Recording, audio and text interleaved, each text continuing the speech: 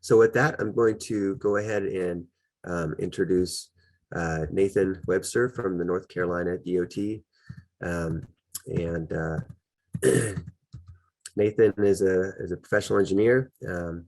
His experience includes automotive R&D at Toyota, and his current role is at the Ncdot Statewide Transportation Operations Center. Nathan currently manages the TIMS and Drive NC traveler information software, as well as data analytics and reporting. So thanks for joining us, Nathan, and I'll turn it over to you. Great, thanks, James. Yeah, I'm glad to be able to speak to everyone about this topic. We actually presented this similar material yesterday at the Waze crisis webinar, and so it's been yeah, this is good to present it to a wider audience. So I'm going to give an overview of the collaboration of Ncdot with the Waze crisis team for our spring 2022 hurricane drill exercise. So before I talk about this exercise that we did here, I'll explain that Ncdot has been in a partner program with Waze, known as the Waze for Cities program, and that the program we most recently named that, but the program itself has been around since we've been involved since the mid-2010s, and it's a two-way sharing of data. Ncdot provides traffic incident data to Waze via API, and that's shown as the just on the app as the road hazard, which is kind of nice to know, but it doesn't necessarily affect you as much as the forced rerouting that would happen if it was closures. So we're currently working on a closure feed, so we can feed our closures to Waze, and then we do use our Waze data for our traffic incident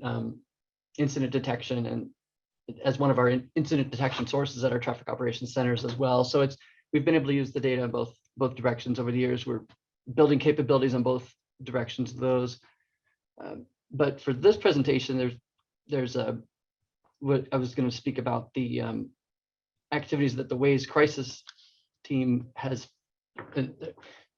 Another way that the Waze team has reaching out to DOTs and supporting providing travel information during emergencies, and that's the crisis drill, hurricane or storm emergency weather response drill. So okay, can you have the next slide, please? So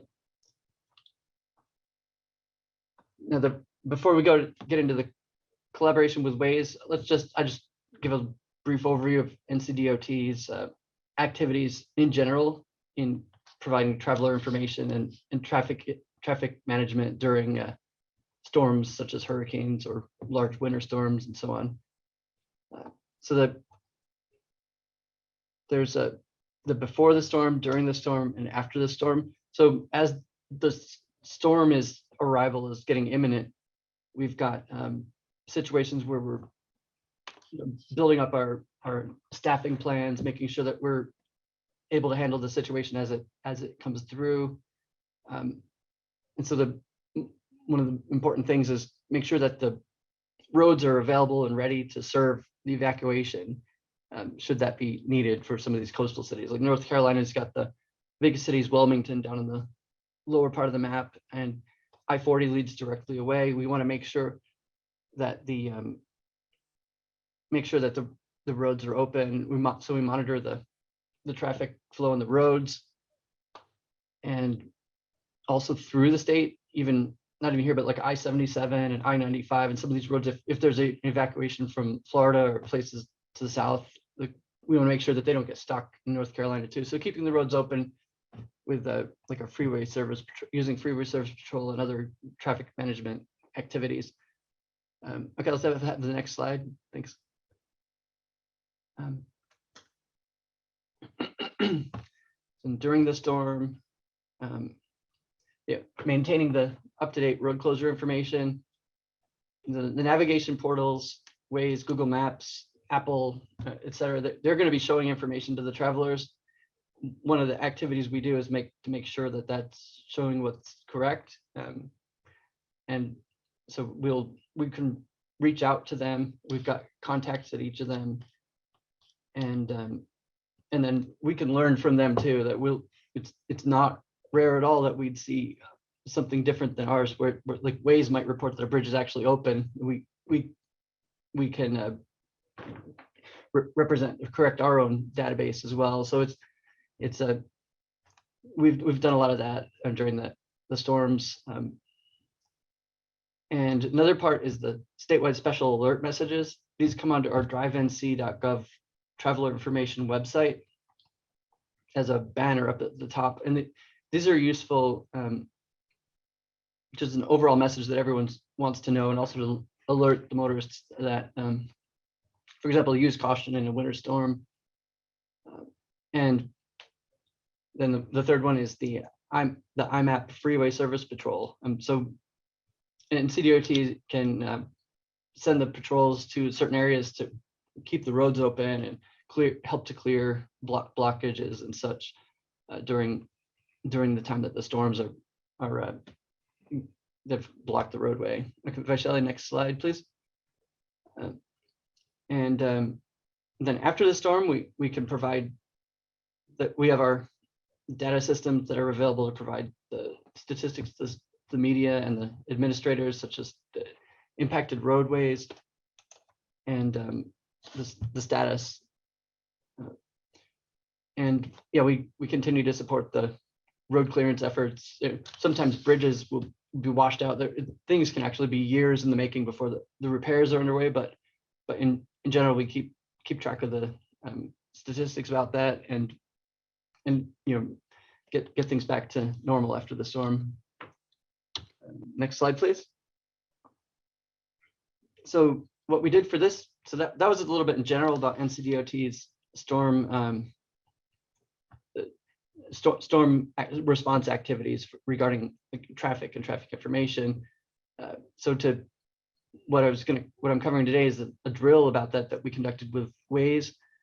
And for this drill, we conducted the drill on May 12th, and we used a fictional storm that was developed as part of North Carolina Emergency Management's drill exercise that they actually had on the previous day. So this was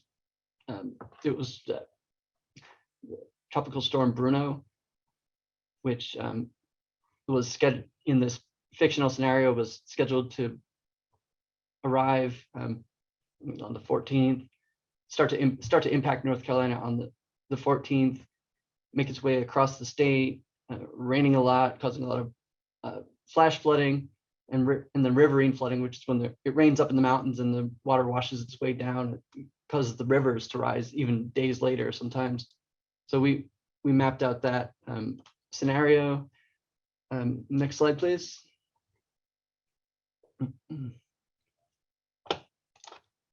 And I mentioned about the NCEM, North Carolina Emergency Management, as one of our sister North Carolina organizations. They provide us with real storms as they're happening, with their own, including using the national information as well as their own meteorology staff to get the hour by hour, sometimes several times a day assessment of what the situation is with these storms that are coming in.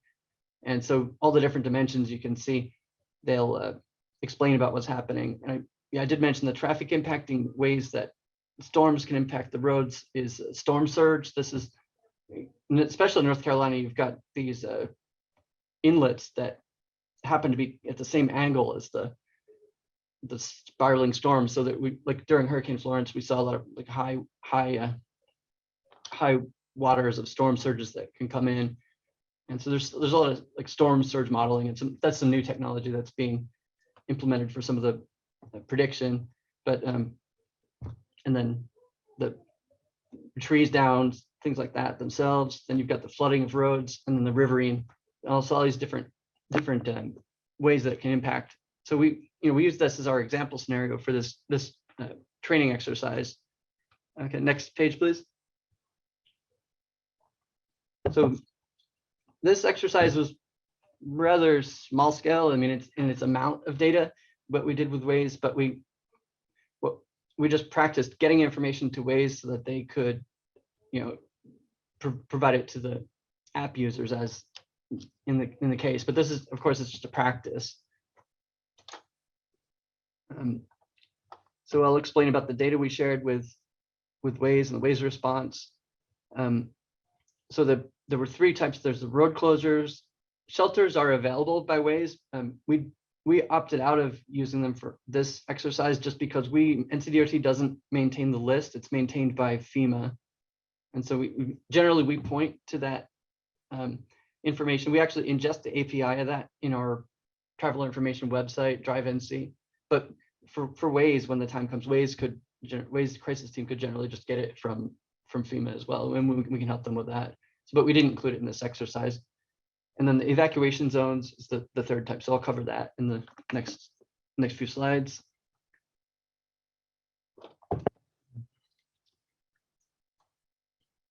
So the road closures is the bread and butter of the traffic information. It's what the most basic thing that we do is make roads that are open should be shown as open, roads that are closed should be shown as closed, and the navigation portals and so on. And so for this exercise, there's no actual like test tier or QC portal of Waze. Like it is what it is, like the Waze app and everything. So the backend systems, the way around this that the Waze crisis team has us do is we can enter the closures or have them enter the closures in the app in the future, some amount like 2 days ahead. So that's what we, in our case, we did that with the example closure. And as always keep saying this is a drill throughout when you're doing the exercise. That's and yeah, Waze has their events page. So this was a dedicated events page that Waze made as well. Okay, next slide. Yeah, so the other type of information was the evacuation zone that we sent them a polygon based on where we saw that sample storm heading. Some region that was more severely devastated, that the agency administrators made the decision that this was a place that people shouldn't drive, with the exception of emergency vehicles and so on. And so we want to discourage the motorists from even going to those areas. So the way the new feature that Waze makes available is a polygon called a no drive polygon that can be it works to, so the no drive polygon works to discourage the motorists from going to or through that region by putting up a warning pop-up. So that's how that works. So we did that as well. I'll show the specific cases and how the Waze team responded in the next slides.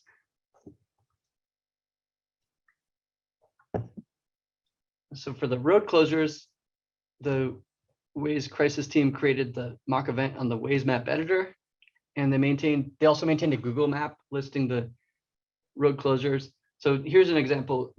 This is the road closure we sent to them, just a bridge north of Wilmington on US 74. So we showed this is closed, and it was entered in the Waze map editor and in the Google map. And it's yeah, pretty much that's, so we got confirmation that it was entered. That's next slide, please. And then the no drive zone, we made a GeoJSON data formatted polygon and sent that to the Waze crisis team as well. And so that would, it never got a chance to be used because it was in the future, but the data transfer mechanics and so on were achieved. And that was also entered in the Google map.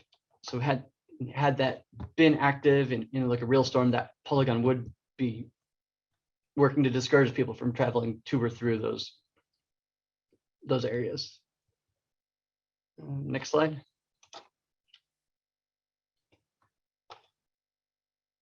So this is the final summary slide. Takeaways: engaging this with Waze in this drill was a success, and we definitely got more familiar with the current ways that the Waze crisis team can help us, as well as ways that we can interact with the Waze that features like sending data to Waze and so on. And so we're definitely more ready to pursue the travel information situation with these storms. And so with the Waze crisis team, if you do get involved in them in your agency, you have the opportunity to specify your person of contact at the agency regarding Waze, and specifically for emergencies. And in your case, if you have shelters or evacuation zones, be sure to tell about that. And you will be able to learn about the reporting tools and the data feeds. So that's some of the things to do. And then the Waze crisis team itself, the address, the contact address is this email at the bottom, waze-crisis@google.com. And the crisis team is available 24/7 to support natural and man-made events such as earthquakes, fires, hurricanes, floods, bridge collapses, fuel shortages, or world conflicts. They're here to handle it all. But if you want to do an exercise, be sure to let them know at least 2 weeks in advance, and be sure to gather up other stakeholders if you've got different municipalities or different sub agencies that work with you. Be sure to bring everybody in, and it makes a better exercise. So that's the end of my presentation. I'll pass it back over to James.